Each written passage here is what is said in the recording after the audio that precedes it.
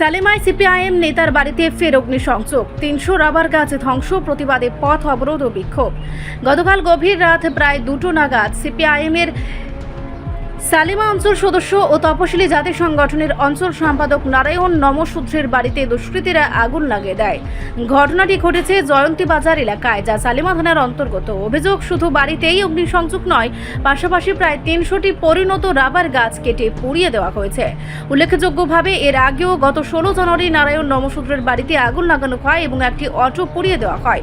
ফের 31 জানুয়ারিতেও একই বাড়িতে অগ্নিসংযোগের ঘটনা ঘটে। ধারাবাহিক এই হামলায় এলাকায় চরম আতঙ্ক ও উত্তেজনা ছড়িয়ে পড়েছে। আজ ঘটনার প্রতিবাদ ও পরিস্থিতি সরেজমিনে খতিয়ে দেখতে এলাকায় যান অঞ্জন দাস সহ সিপিআইএম ধলাই জেলা কমিটির অন্যান্য নেতৃত্ব। ঘটনার প্রতিবাদে সিপিআইএমের পক্ষ থেকে জয়ন্তী বাজার এলাকায় পথ অবরোধ ও বিক্ষোভ মিছিল সংঘটিত হয়।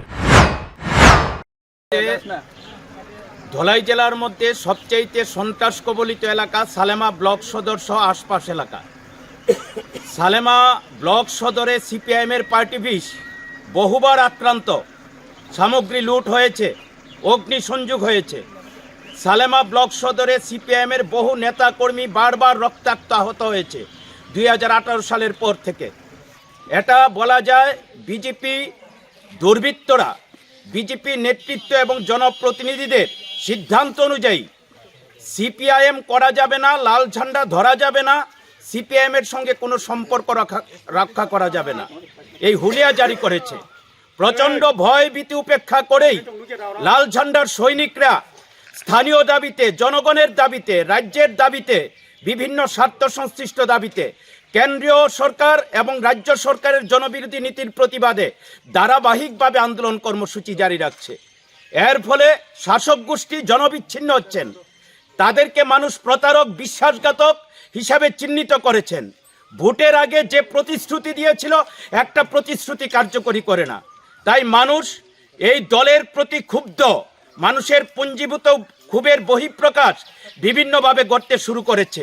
এই জনবিচ্ছিন্ন বিজেপি দল হতাশা থেকে আরও সন্ত্রাসকে বাড়াবার জন্য ভূমিকা নিচ্ছে, কিন্তু তারা বুঝতে পারছে না তাদের পায়ের তলার মাটি সরে যাচ্ছে।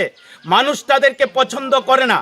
তাদের মিছিল, মিটিং, কর্মসূচিতে যারা যাচ্ছে তারাও বিজেপিকে ভোট দেবে না, বিজেপির প্রতি তাদের সমর্থন নেই।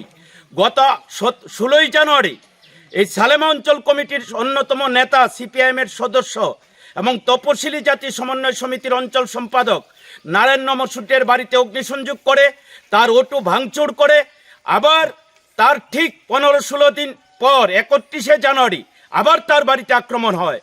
গতকাল 1 মার্চ তার বাড়িতে গভীর রাতে রাত্র 2টায় তার ঘরে অগ্নিসংযোগ করে ঘরের পাশেই খড়ের পালাতে আগুন দেয় এবং সে অত্যন্ত অর্থনৈতিক সংকটে নিমজ্জিত। ঋণ করে সেখানে টাকা সংগ্রহ করে কিছু তার জায়গা ছিল, টিলা জায়গা, এখানে 300 রাবার চারা লাগিয়েছেন। এই চারাগুলিকে সবগুলিকে কেটে শেষ করে দেওয়া হয়েছে। কিছু অল্প গাছ ছিল, পুরনো গাছ, এখানে আগুন দিয়ে দেওয়া হয়েছে।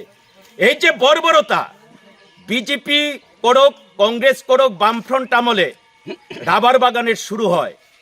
নৃপেন চক্রবর্তী, দশরথ দেববর্মার হাত ধরে ত্রিপুরার গভীর জঙ্গল পরিষ্কার করে রাবার বাগানের কাজ শুরু হয়।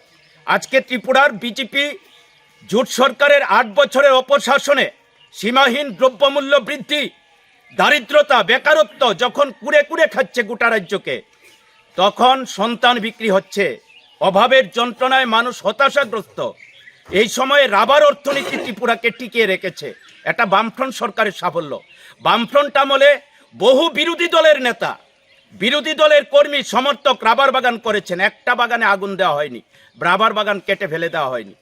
ত্রিপুরার উন্নয়নের ক্ষেত্রে একটা গুরুত্বপূর্ণ ভূমিকা ছিল। তখন গণতন্ত্র ছিল, মানুষ স্বাধীনভাবে তার কাজ করতে পারত, স্বাধীনভাবে ভোটে অংশগ্রহণ করতে পারত, স্বাধীনভাবে রাজনৈতিক কর্মকাণ্ডে অংশগ্রহণ করতে পারত, সরকার বিরোধী আলোচনা করতে পারত। এখন সরকার বিরোধী আলোচনা করা যাবে না, কোনো আন্দোলন কর্মসূচি গ্রহণ করা যাবে না। এই আন্দোলনের মধ্যে লাল ঝান্ডার সৈনিক হিসাবে অনেকের মধ্যে নারায়ণ নমশূদ্র অন্যতম। তাই নারায়ণ নমশূদ্রকে বারবার টার্গেট করা হচ্ছে। নারায়ণ নমশূদ্রের মতো যারা আছে, কিছুদিন আগে এই এলাকার অক্ষয় নমশূদ্র, তার বাড়িতে হামলা হয়, আক্রমণ হয়। এই যে বর্বরতা, গণতন্ত্রকে টিপে খুন করা, স্বৈরাচারী কার্যকলাপ, অগণতান্ত্রিক কার্যকলাপ, এটা মেনে নেওয়া যায় না। তাই আজকে আমরা এখানে বিক্ষোভ মিছিল করেছি। মানুষ এর বিরুদ্ধে প্রতিবাদ জানাচ্ছেন। বিভিন্ন অংশের মানুষ, নবীন প্রবীণ, তারাও বলছেন, আমরা যখন নারায়ণ নমঃসূর্যের বাড়িতে মিলিত হয়েছি, আমাদের জীবনে 80 বছর 90 বছরের বয়স্ক প্রবীণ লোক বলছেন, আমাদের জীবনে এমন ঘটনা কখনো দেখিনি। 78 সালে আগে কংগ্রেস সরকার ছিল, 78-এর পরে বামফ্রন্ট এসেছে, এমন কর্মকাণ্ড, এমন স্বৈরাচারী কার্যকলাপ কোনোদিন দেখিনি। এটা কি শুরু হয়েছে? আমাদের বলছে আপনারা প্রতিবাদ করুন, এর একটা শেষ হওয়া উচিত। আমরা তাই জনগণের কাছে বিনম্র আবেদন করব, এই গণতন্ত্র হত্যাকারী, দুর্নীতিতে নিমজ্জিত সরকার, স্বৈরাচারী মস্তান রাজের বিরুদ্ধে সোচ্চার হন এবং শান্তিকামী গণতন্ত্র প্রিয় মানুষ ত্রিপুরাকে ধ্বংসের হাত থেকে রক্ষা করবার জন্য এগিয়ে আসুন। আজকে আমরা বিক্ষোভ মিছিল করে এখানে পথ অবরোধে মিলিত হয়েছি, তাতে কিছু মানুষের সমস্যা হবে। আমি বিনম্রভাবে আবেদন করব, আমাদের এছাড়া কোনো পথ নেই, আন্দোলন আমাদের চালিয়ে যেতে হবে। ব্যাপক সংখ্যক মানুষের সমর্থন আমাদের পাশে আছে, মানুষ চাইছে আন্দোলন গড়ে উঠুক। তাই এই পথ অবরোধ কর্মসূচির জন্য যারা একটু ক্ষতিগ্রস্ত হয়েছেন, সময় একটু নষ্ট হয়েছে, তাদের প্রতি দুঃখ প্রকাশ করে আমাদের এই আন্দোলনকে সমর্থন করবার জন্যে, নৈতিক দিক থেকে সংহতি জানানোর জন্যে আবেদন রেখে আমি আমার কথা বলা শেষ করলাম। ইনকিলাব জিন্দাবাদ, সিপিআইএম জিন্দাবাদ। নেতৃত্বের দাবি অবিলম্বে দোষীদের গ্রেফতার করে দৃষ্টান্তমূলক শাস্তির ব্যবস্থা করা হোক এবং এলাকায় নিরাপত্তা জোরদার করা হোক। রিপোর্ট সংবাদ প্রতীক্ষা।